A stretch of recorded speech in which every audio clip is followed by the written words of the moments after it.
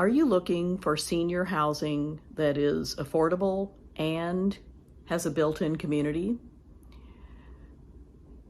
In this series, I'm comparing 9 senior housing options that you may not have considered. They're all in the $1,000 to $1,500 range.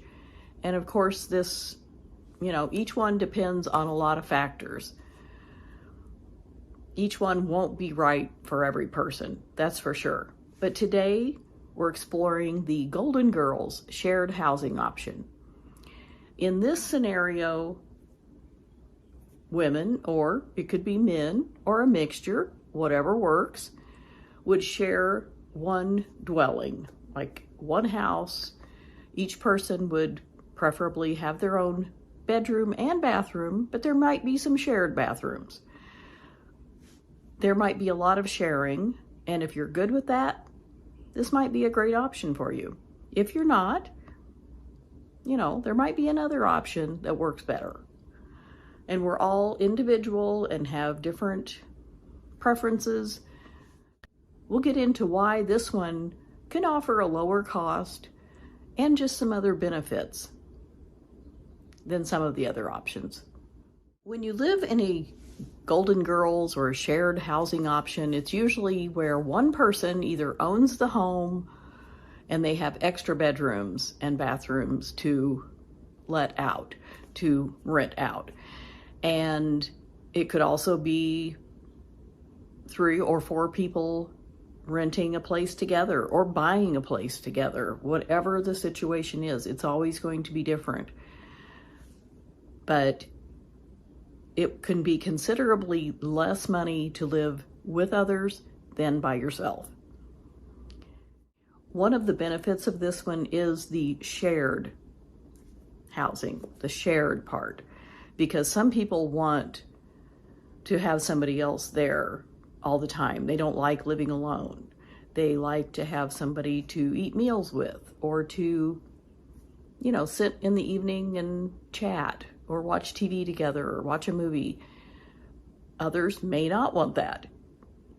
It's very individual, just like every one of these other options. But this one offers a built-in community in that, if someone is sick or has surgery, the other people in the house could possibly help with driving them to appointments, or a minor home care, just a little bit of assistance, that sort of thing. Things you gain in the Golden Girls shared housing is, first of all, a sense of community.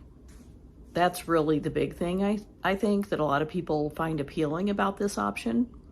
Also, the situation can be so much cheaper if 3 or 4 people rent a place together, as opposed to 3 or 4 people renting their own place individually.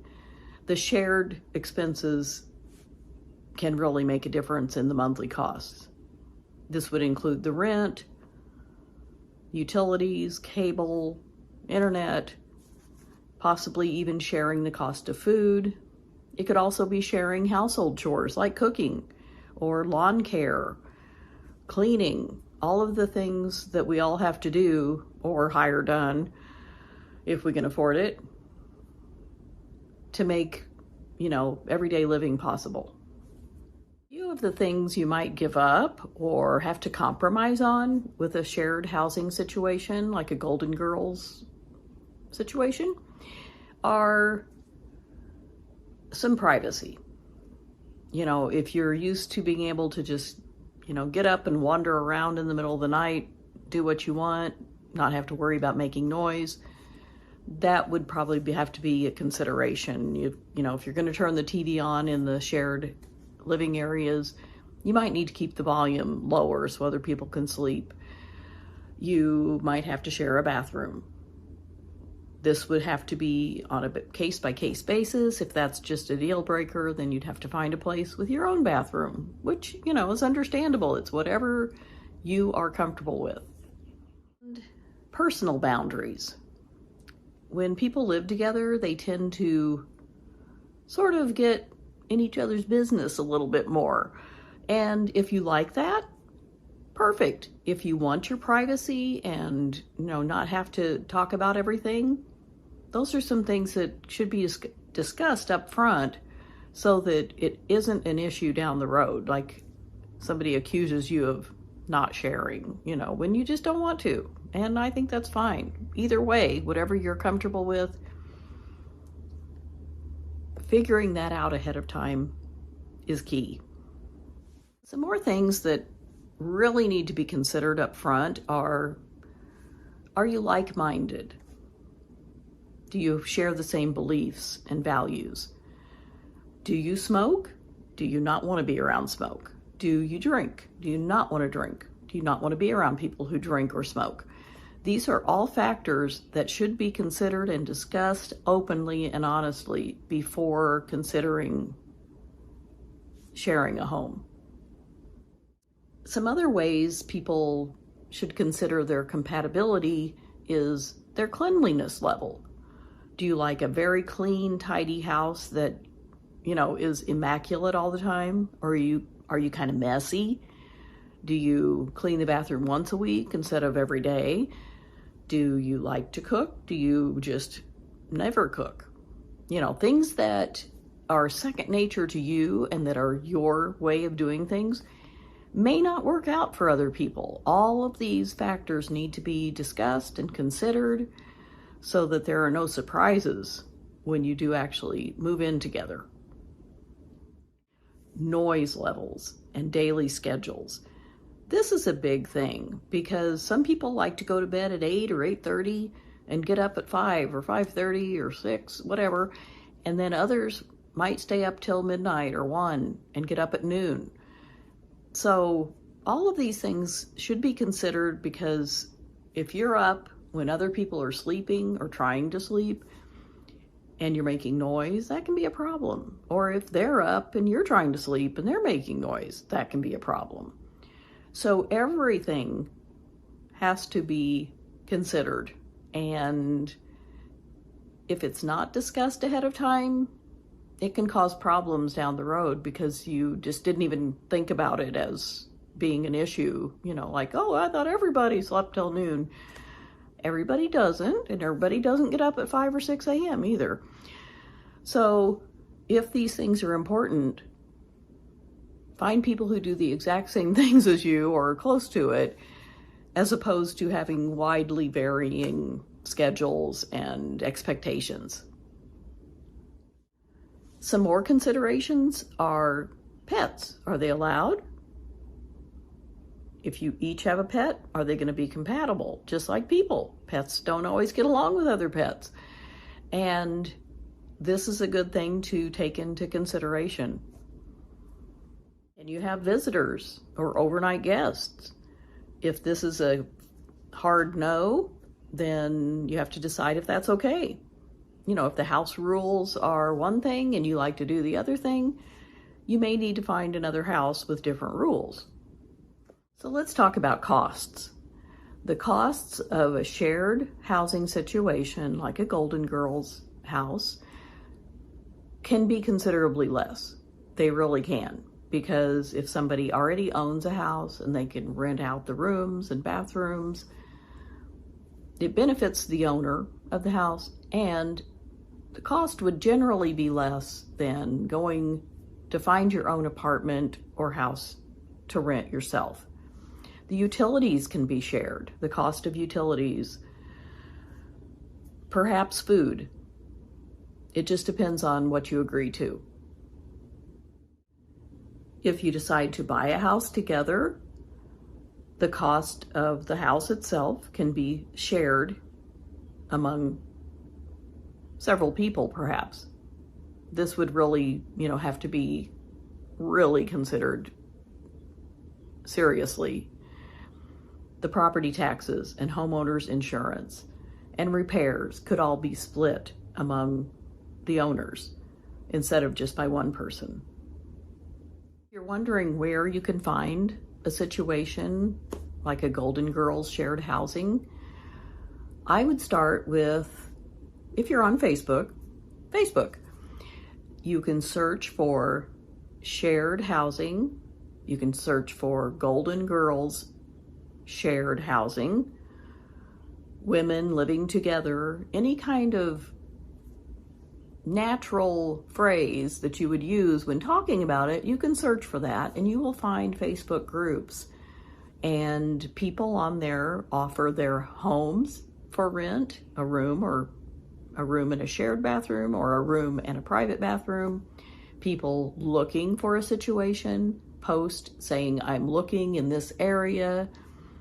You can find quite a few Facebook groups with a simple search. That's a great place to start if you're on Facebook. Some more websites you could use, I'm going to read these off my computer, are Silver Nest, Roomy Match, and I'll put a list of these in the description below this video. Nesterly, Senior Home Shares, the National Shared Housing Resource Center. These are just a few of the places you can start looking at this option if it is something that sounds good to you. And again, this is an intentional shared housing situation where compatibility is key. You really need to do your homework and maybe start by writing a list of your needs, like I need it to be quiet, or I need people to help me with a ride occasionally. I don't have a car, I need a ride. But not a situation where you take advantage of people, but you could offer something in return. If you can, clean the house, mow the yard, different things, shared responsibilities is very important with shared housing. Talking about everything up front, everything. If it's something that you do in your daily life, talk about it and find out how the other people or person feels about it. Because if it just isn't going to click, that's going to be a problem. And since it's anytime we have to move house, it's stressful enough. You don't really want to go into something thinking, well, I hope this works out. It would be good to know right up front that this sounds really good. I feel comfortable and positive about this move. That's what you're aiming for, ideally. So the Golden Girls housing opportunity is for somebody who really likes living with others. They share their life on a daily basis. They like to have that interaction. They like knowing somebody else is there. They like living with other people. And knowing what your preferences are is the first step. Jotting down your needs and wants and must-haves and can't-haves will make life so much simpler. Not every option, like I said, is going to work for every person. And just reading the posts, like on Facebook, where they are offering a place or people are looking, they put down all of these requirements, basically. Like 402, they talk about 402, which is marijuana. Some people say 402 friendly. They don't smoke or use gummies or whatever, but they're okay with it for other people. Or no smoking in the house. Smoking outside is okay. That sort of thing. It's very important to know up front what the other person plans to be doing so that there aren't any big surprises. So if the Golden Girls shared housing sounds good to you, I hope you'll look into it and check it out, because I think it's a great option for people that want this type of living situation. Aging in place, having an accessible house, something where everything's on one level, perhaps. All of the things that you feel like you're going to need should also be considered. And your peace of mind and safety are key. This can help with that if it's a good, compatible arrangement. So let me know in the comments if this sounds like a good option for you.